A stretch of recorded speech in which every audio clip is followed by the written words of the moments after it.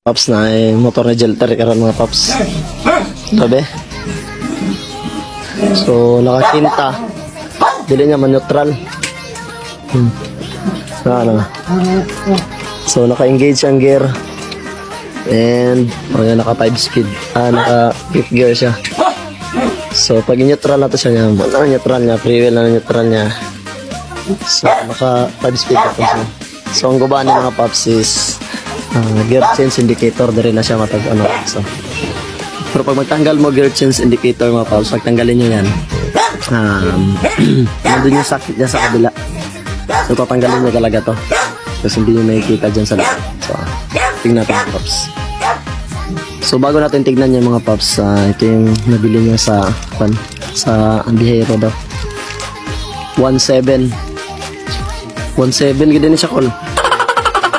So grabe, sobrang mahal no, 1.7. So tignan muna natin. Ito nagpapatunay mga paps na 1.7 yung presyo na no. So base assembly gear yung pangalan niya, 1.750. So yung mga paps, kaya ako sinabing tatanggalin yung batok niya mga paps kasi nandito nagdaan yung wire mga paps. So may nakalagay pa kasi sa dito na lock. So and then dalawa yan sa magkabila, sa baba rin meron yan siya.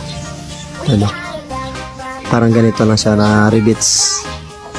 And yung socket na nandito pa sa kabila, itong dalawa, itong white tsaka yung isa, itong dalawang white na tanggalin muna natin. So yan mga paps, so kailangan nyo talagang tanggalin ito kasi magkasama yan sila, babalik lang natin. So ito yung sinasabi ko kanina mga paps. Kailangan natin siyang ibalik dito. So madali lang naman tanggalin to, parang itutulak lang itong lock nyo, hindi matatanggalin siya. So kawawa naman yung bagong manicure ko. Yes, manicure. So maglilinis na rin kayo mga paps kasi sobrang dumi no. Let's go. So yan mga paps, na partial linis ko na siya mga paps. So ito kasi sa tanggalan ng kadena dati. So ito nabiyak siya. So tanggalin natin yung dalawang allen tsaka dito. So yan, tatanggalin natin siya. So okay pa naman siya sa loob. Loob niya okay. So naputulan siya ng kadena. Nawala yung parang takip niya dito. Natanggal na. So ito yung sensor niya mga paps. Wala na.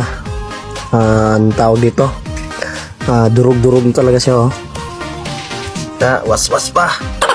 Kung nawala yung neutral niya, nahirapan na kayo magpa-start ng Red 155. So ito yung sira niya mga paps. So lumalim na siya. Kaya hindi na nakita yung first gear, ano pa ba dyan, yung fifth gear na lang yung nakikita natin, gawa ng grounded na siya. Wala na, sirang-sira siya, wasak pa unlike itong bago, ito kompleto pa siya. Yan yung bago niya. So ikabit na natin siya mga paps. So ito yung itsura niya ng original mga paps. So yan yung itsura niya. So ito yung sira. So wala na, laki nang nawala, gawa na yung pagkaputo ng kadena dito, siguro sa bumara lahat. Nagsiksikan sila dito. So nasira to siya. Dito nag-umpisa kasi may mga anong tawag dito, parang may mga crack na siya. Nabalik na natin siya lahat mga paps. Ano yung itsura niya. So same pa rin siya sa stock. Yung pagkabalik lahat ng mga lock, same sa stock. Yung mga sockets, so madali na naman tanggalin to. Ito rin yung lock, pinutin nyo lang to. So yun, tatry lang natin siya mga paps, no? Para lang siyang stock pa rin. Binalik na natin siya sa original niya position. Ito po susi na to ko. Tingnan natin mga paps, the moment of truth. Mekos-mekos. Ay, may neutral na. May neutral na mga paps. Kasi kanina mga paps, naka fifth gear siya. Pagpandarin mo siya, kailangan pang clipin yung clutch para mag-start. Ngayon, balik na siya.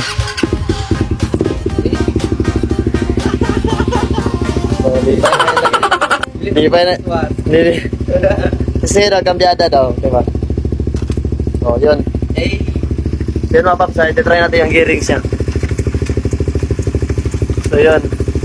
So bumalik na siya sa normal niya mga paps. So na yan, normal niya mga paps. So kung may same kayo dyan na problema, 1762. Yan o.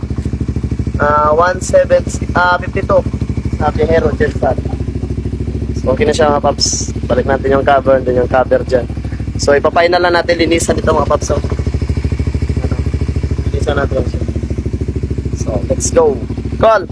Right safe call. Kaya hasta kaya hindi pa na kayo, bye.